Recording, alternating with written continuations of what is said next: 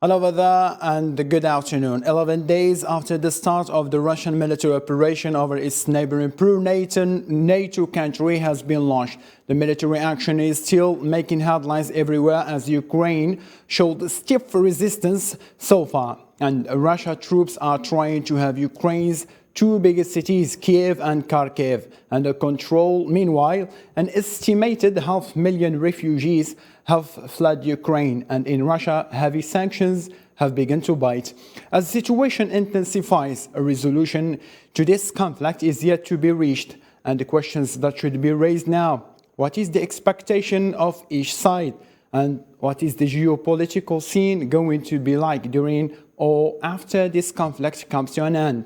Multiple questions and ideas will be analyzed by our panel of guests, Professor of Political Sciences at the National University of Kiev, Mr. Valentin Yakushky, as well as Professor of International Relations, Mr. Vladimir from Moscow. All these questions need to have answers right after this break.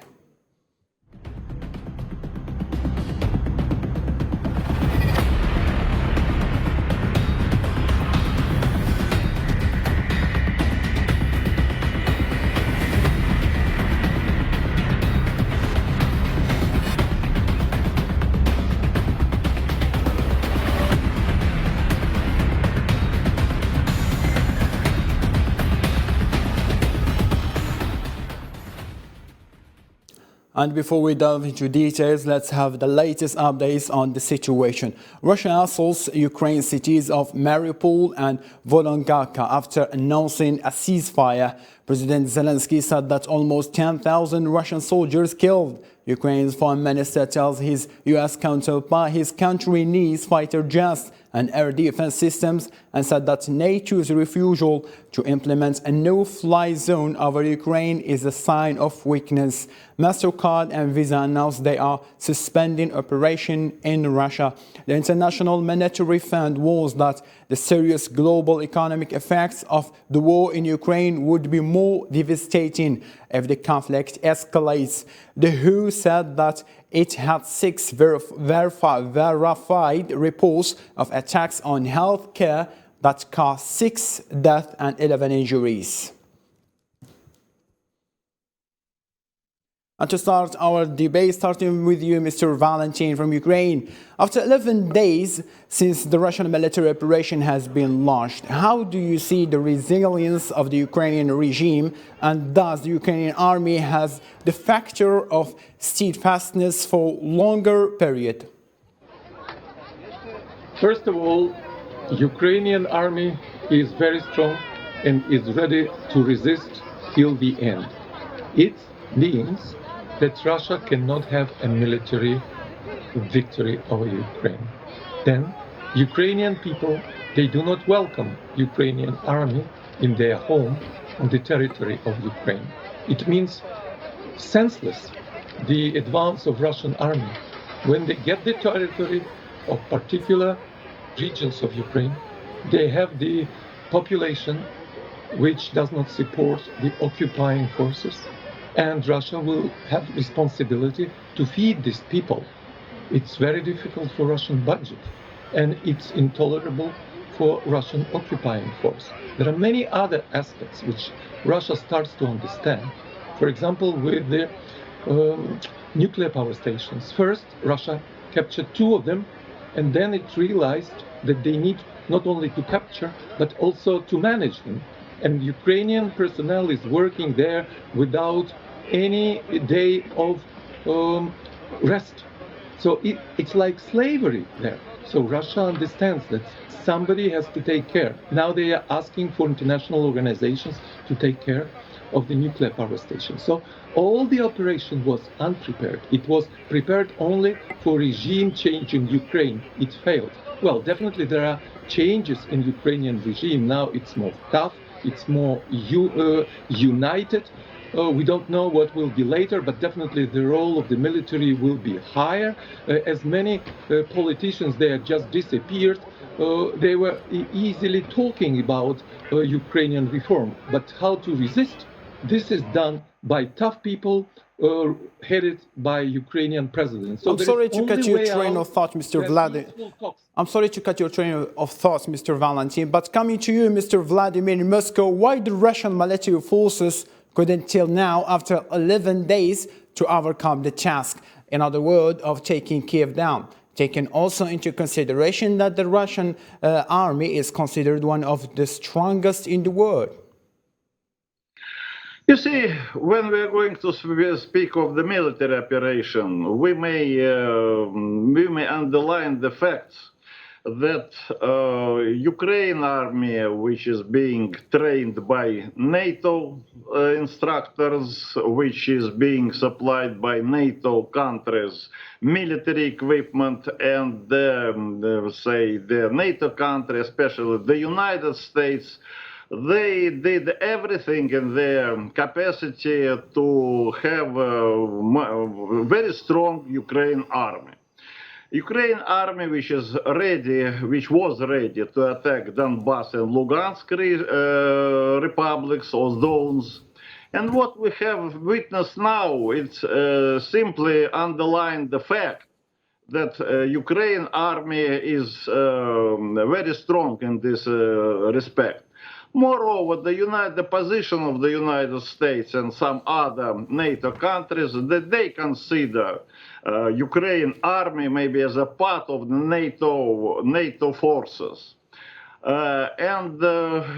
What we may say concerning some other facts, we may see one thing, that as concerning the Western media, they have the coverage, or they have the footage only of the Western media, Western TV networks, the Western correspondents, and say some other outlets. They do not broadcast, almost do not broadcast official Russian photos, official Russian coverage of the events. And we may also, in this case, stress the fact that now we are having military information war. Because it's not the problem of objective coverage, it's a problem of information war. And certainly when we have the information war, we may take into account the fact that in war only the victory has any meaning and has any value. And the West now, they maybe have some sort of advantage in media coverage, and they consider this as their advantage. I beg your pardon, Mr. Vladimir. We will come to this idea, but now Ukraine's president has attacked NATO leaders over their refusal to implement a new no-fly zone around the country. In a fiery speech, Vladimir Zelensky said that the West ridiculed the intervene had given Russia green light to continue bombarding towns and villages. Let's hear the speech of Vladimir Zelensky. Відбувся саміт НАТО. Слабкий саміт, розгублений саміт. Саміт, на якому видно, що не всі вважають боротьбу за свободу для Європи метою номер один. Усі люди, які загинуть від цього дня, загинуть також і через вас. Через вашу слабкість, через вашу роз'єднаність. Сьогодні керівництво Альянсу дало зелене світло для подальшого бомбардування українських міст та сел, відмовившись зробити безпольотну зону. Ви могли закрити небо, але я не знаю, кого ви можете захистити і чи здатні захистити ви свої країни. Coming to you now, Mr. Valentin, why did NATO refuse to support Ukraine by imposing no air zone over Ukraine? Well, it's a kind of selfish, of egoistic policy, which is rationally explained. Why you should get involved in something if somebody is fighting on your behalf on his own territory. You can help him, but why you should get involved? Because it may be very dangerous. Russian president said that he can attack anybody who will establish a no-fly zone over Ukraine. Well, so it's from practical politics. Well, it's called realistic policy. And for Ukraine, it's time to start thinking why it happened, why Ukraine often has been more pro-European than Europeans.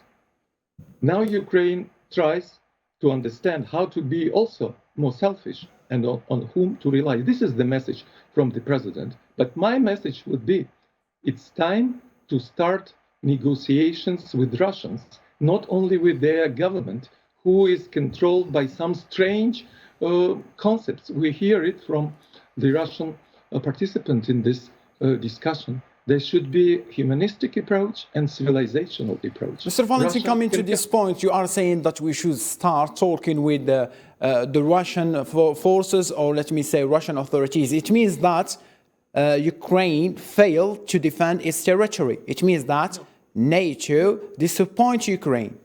No, Ukraine didn't fail. Ukraine is ready to fight till the last Ukrainian, and Europe will have millions of Ukrainian citizens coming there to help them to construct their own economies.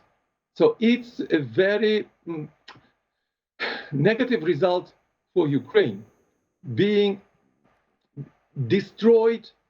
It's destroying its infrastructures, debilitating its forces. It's not the way out. The way out is to talk to Russian community in general, to Russian people, not just to authorities, because authorities took a very dangerous way for themselves and for Ukraine. Now Russia has to understand that they can capture more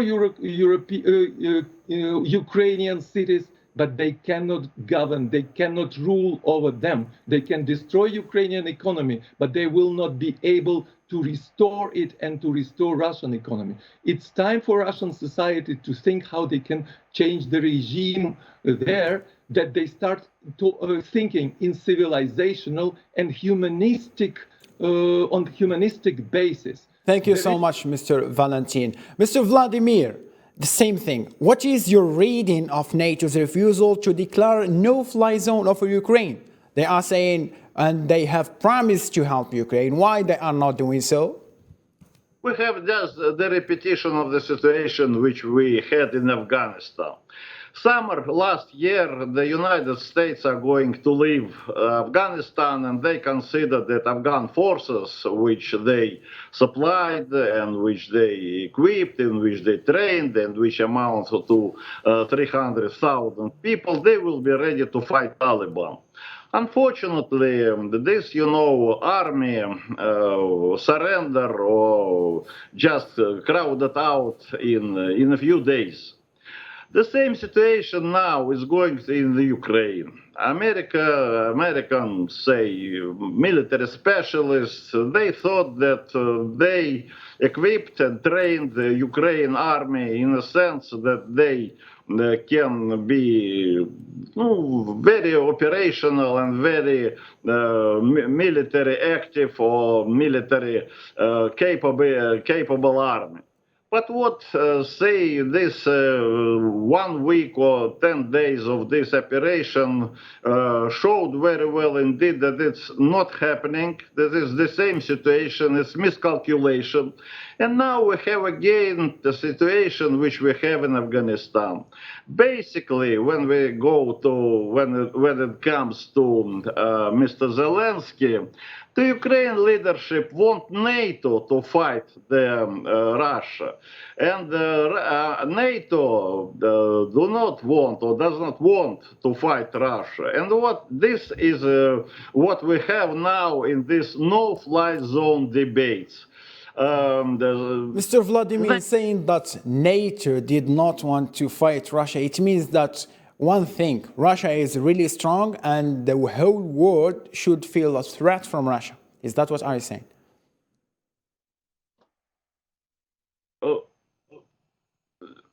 Mr. Vladimir.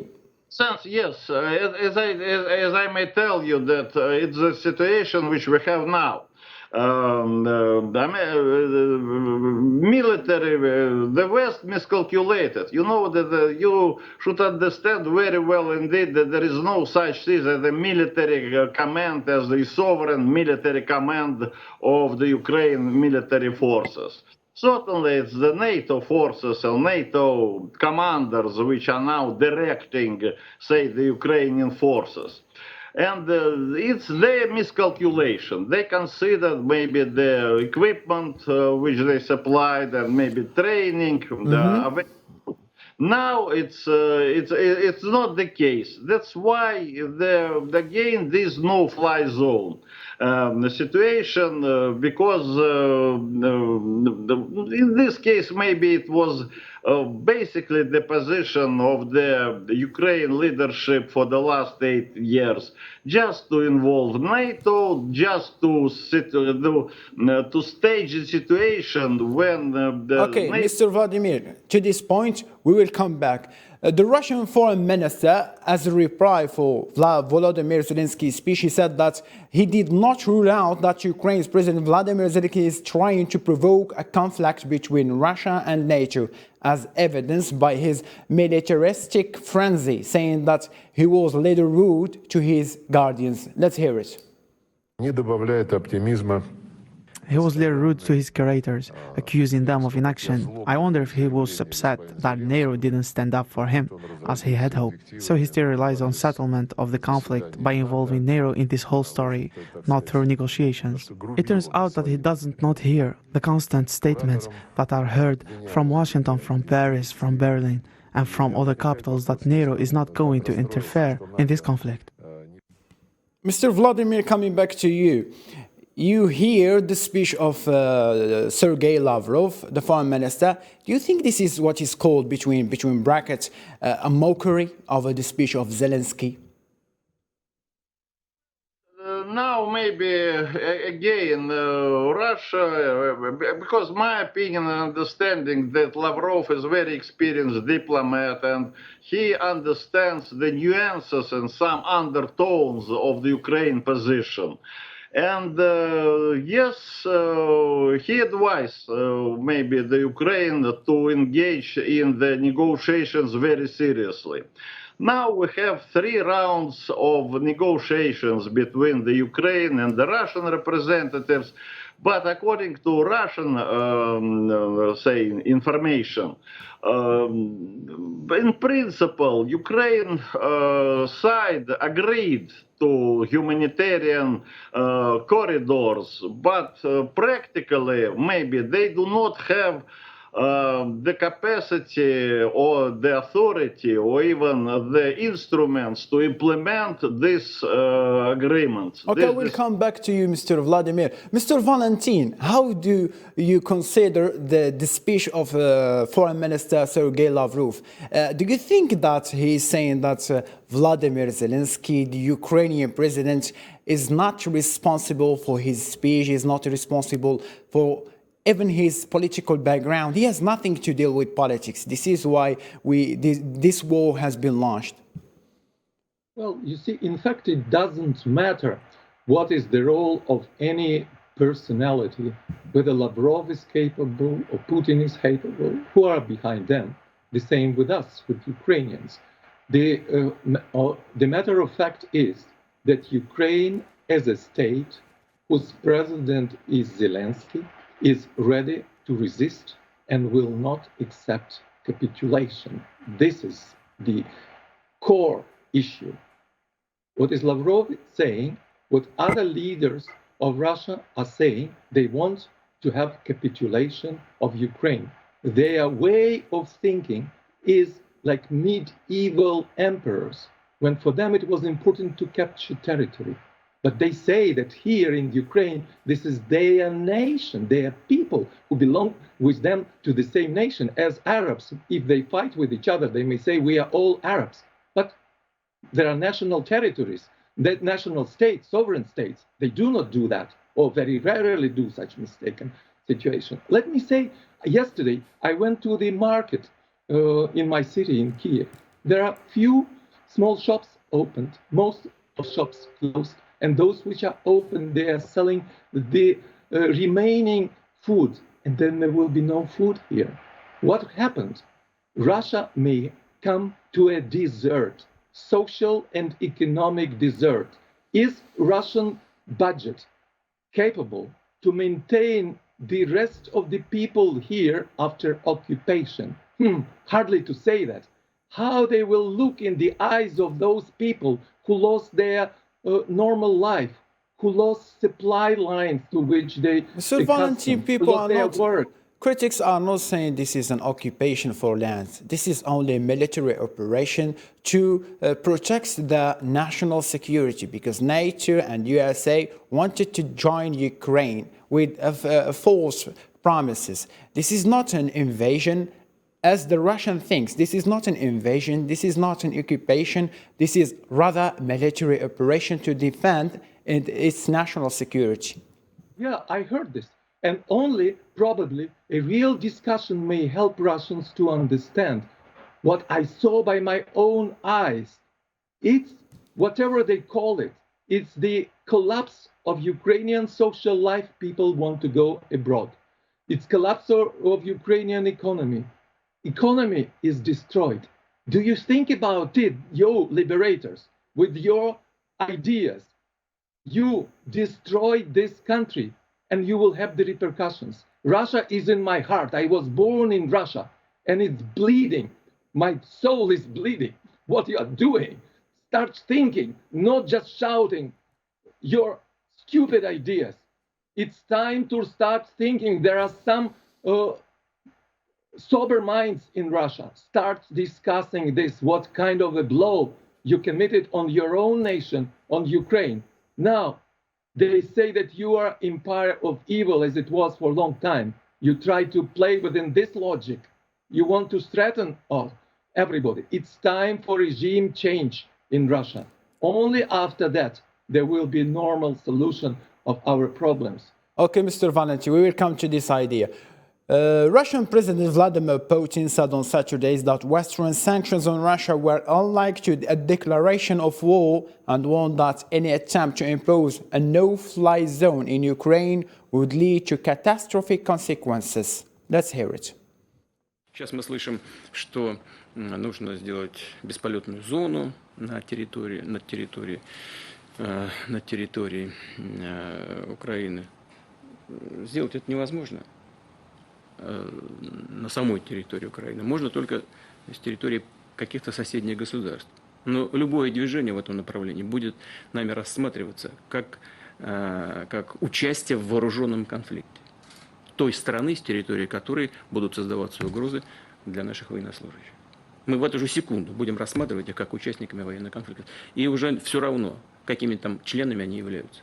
Это, что такое денацификация? Ну, вот я с коллегами западными разговариваю. А чего такое? У вас тоже есть радикалы. Да, у нас есть. Но у нас нет в правительстве радикалов. И все признают, что там есть. Да, может быть, у нас есть какие-то придурки, которые со свастикой где-то бегают. Но разве мы поддерживаем это на правительственном уровне? Разве у нас ходят с факелами тысячи людей по столицам? Mr. Vladimir, you have heard what the Russian president has said. This is a warning, or we consider it this is a threat. How do you analyze the speech of Vladimir Putin? Basically, it's warning, and it's understanding that this conflict may escalate in the major war between Russia and NATO.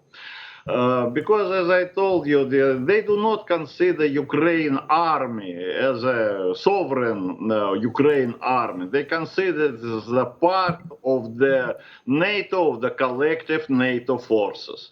And if they're going to lose Ukraine, and again, military forces are going to lose, they consider it as a NATO defeat. And when it's going to be this way, maybe NATO now is waging or is waiting up all the options on the table, and especially the temptation somehow to interfere in this very conflict. And moreover, I may tell you that according to some news, the first such thing are going to took place over Zhytomyr when the Russian MiG, Russian production MiG, which belonged to Poland, was shot down, and there was some rumors that the pilot was Pole, and he was the member of the NATO forces. So this kind of events may unfold now in the Ukraine. It's warning. I'm not going to portray or to project what's going on now in the future, and maybe it's not in my capacity to frighten our audience and to tell that the Third World War is on the threshold. Coming to this point, Mr. Vladimir, Mr. Valentin, the speech of Mr. Vladimir Putin, by the analysts, that they said this is a warning, and even Mr. Vladimir, who is a political analyst, sees this is a warning. How do you consider this as a Ukrainian? Well, that was really a warning for the West. Don't get involved in this war. And for the West, it's okay, as I said. Why not somebody fight for the West on his own territory? And assessing what Vladimir Putin said, it's as if he is fighting with Martians or with dinosaurs, as if there are no people here, and especially those people whom he called his own people. I said, it is total destruction of Ukrainian economic structures, Ukrainian social structure. Ukraine is bleeding. Infrastructures are being destroyed. Somebody is fighting with dinosaurs and Martians here. They do not care about these people who will remain here, their attitude towards Russia.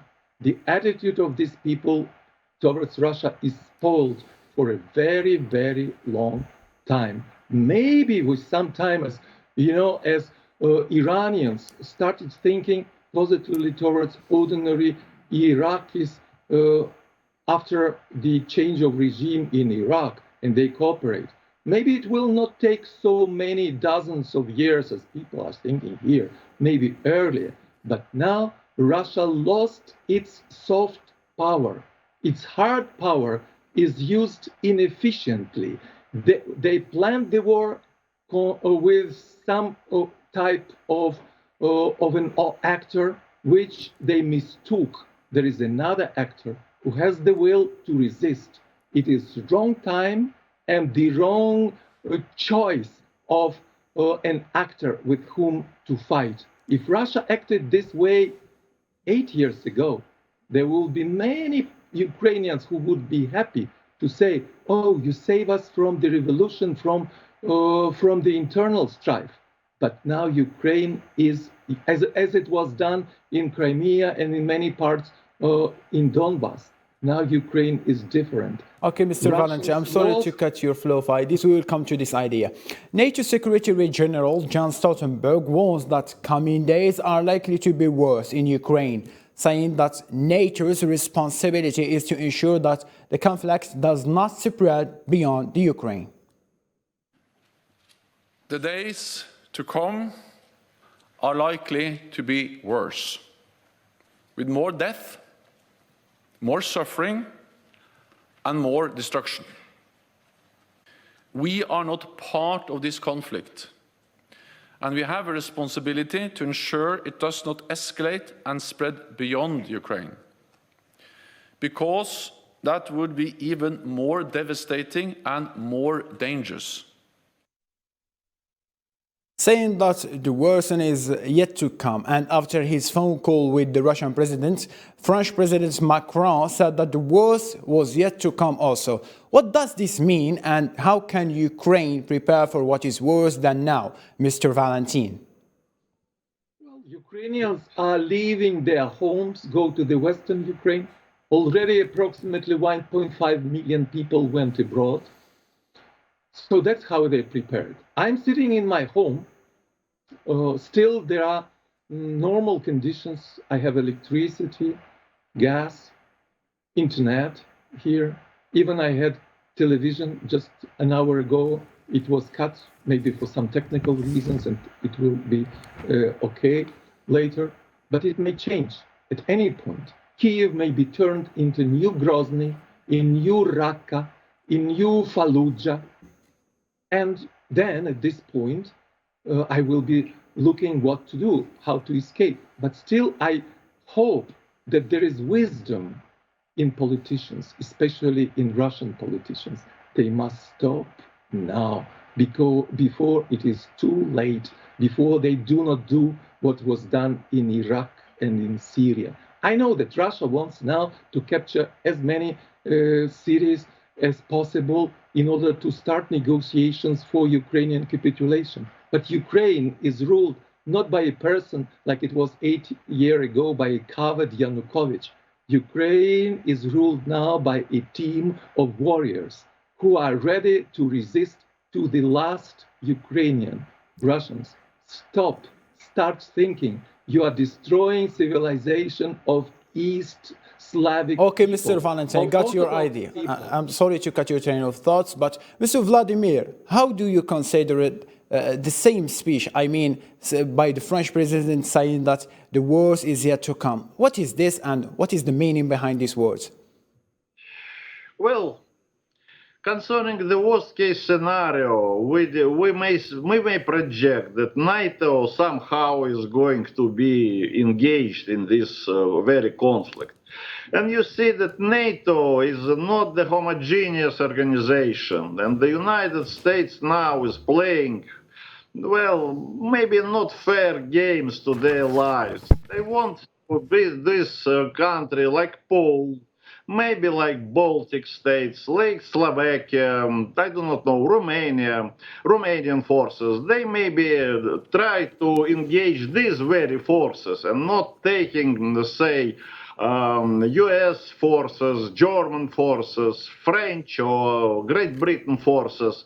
And this case, it may have, say, some reason and some understanding, because it's possible now for the United States. And if we say for this, you know, in the broad historic perspective, it was a main American position during the First World War and the Second World War. They look what's going on over the oceans, what's going on since 1914 on European continent, and then joined, you know, this fight. The same situation happened in 1939 or 1941. They wait for 3 years and then only engaged in this war. And now maybe it's you know, it's a typical American approach, just to see what's going on the eastern flank of NATO, to look what's going on, who is going to win, who is going to lose, and they may be engaged in this very case, engaged in this very war with their own military capabilities and even forces. How it's going to be politically expedient for Biden to send American troops remain to be seen, because it has something to do with internal political situation in the United States. But I do not exclude the situation when the United States or the Biden administration may change his mind, his opinion, and decided to send somehow Quite understood, Mr. Vladimir. Before coming to these points, from Paris to New York, Rome and Zurich, thousands of demonstrators again took the streets in large western cities on Saturday to protest against the Russian military operation of Ukraine. Let's hear this report. Last weekend, hundreds of thousands of people with blue and yellow colors had already marched in Europe, from Prague to Berlin in the US, to denounce the Russian operations and express their fear of an extension of the conflict. In New York, a few thousands of people gathered in Times Square with sunflowers, emblems of Ukraine, demanding the US, NATO or European Union intervene to stop the so-called war. Our brave soldiers fighting right now on the ground, but the major attack that caused damage to civilians and dying of just regular people and kids is from the air, from the missiles that coming from the air, and we're asking to protect the sky because our soldiers can protect the territory on the ground, but we can do nothing with the missiles and bombs that's coming from the sky. Some protesters were Ukrainian Americans, while others were just New Yorkers who wanted to express their disapproval with Russia's military activity by waving signs for hours, demanding for the end of the so-called war and the imposition of a no-fly zone over Ukraine. A protester came to Times Square after leaving his parents in Ukraine to demand that Western nations close the skies over his homeland.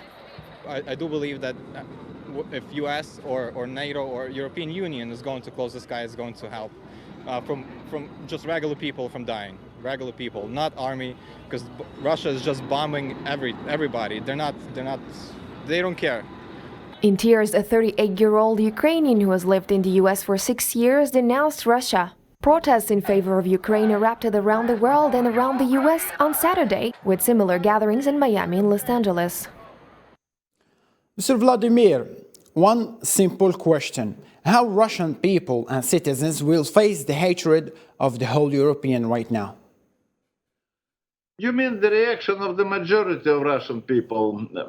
You know, President Putin and some other, top representative, they explained very well indeed the grave consequences for the Russian national security coming, which will come if Ukraine will be the NATO member. Moreover, it provides its territory for the modern weapons. So this is not disputable, problem in the in Russia.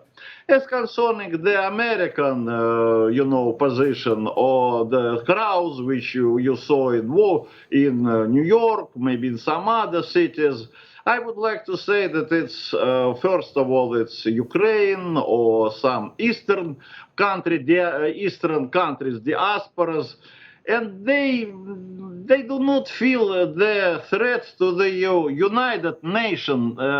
United States national security, because this war is going somewhere overseas. It has nothing to do maybe with the US national security, military aspects. Okay, maybe Mr. Vladimir, we will come to this. Mr. Valentin, same thing. You as an Ukrainian, you are a neighboring for Russia since whole your life. How will you depict Russian citizens for you right now? Will this change your relationship with the Russians? Well, the absolute majority of Ukrainians has changed their attitude towards Russia, and it's very negative. But I do not belong to the majority. I belong to a tiny minority. I love Russia in the same way as I love Ukraine. But I don't like and I hate the present policies of Russia, because they are arrogant, selfish, but it would be okay if just that. They are self-destructing and suicidal for Russia. I remember what happened in the beginning of the First World War. I remember it from the books. There was nationalistic propaganda and euphoria. And then it led, during several defeats and difficult years, to two revolutions. Now there is time when there would be regime change or revolutions in Russia, in Ukraine, and I suppose in many other countries. Okay, Mr. Valentin, coming to an end. We have at least 1 minute left. Mr. Vladimir, on the other side, Mr. Valentin, who is a Ukrainian, he said that I love Russia, but I don't really like the policy of a state. On the other side, you as a Russian, what are you saying for him as a Ukrainian? I think the Ukraine future will be, if Ukraine became NATO, if Ukraine became neutral country and will have, say, such way of life as we have in Finland, which we have in Austria, I think it will be quite good for Ukraine to have. It's my opinion and it's my understanding, and you know that maybe during in Finland and in Austria also we have wars. We have wars in Finland in 1939. We have war in Austria during the Second World War. But finally, we have this understanding that these countries, Austria and Finland. Okay, Mr. Vladimir, coming to an end. Mr. Valentin, Mr. Vladimir, you have 30 seconds. What is your final words? Well, very often I feel that people on the other side are possessed by evil spirits, spirit of war, of arrogancy, and so on. I hope they will be purged of this evil spirit. With the time, it will be done. But there is still chance that humanists from the world will bring to the round table representatives of the societies of Russia and of Ukraine and of Europe, and we will discuss what are the repercussions. Okay, Mr. Valentin, thank you so much. Much appreciated for your idea. Mr. Vladimir, 2 words. Sorry? A final word. Say final words? A final words to conclude our mission. Well, we are going to see. The situation is going to change very rapidly. Up to now we have this moment. Maybe in some time to come we are going to have some changes and even some of the conflicts. Sometimes, notwithstanding their severity, they, in the due historical process, we may change the attitudes. Besides the changing of history. Thank you so much, Mr. Vladimir. To this end, ladies and gentlemen, thank you so much for being with us. A special thank to our panel of guests, Mr. Valentin from Ukraine and Mr. Vladimir from Moscow. I really appreciate our guests and thank you so much, our dear viewers. And see you tomorrow for another special coverage of Ukraine and Russia.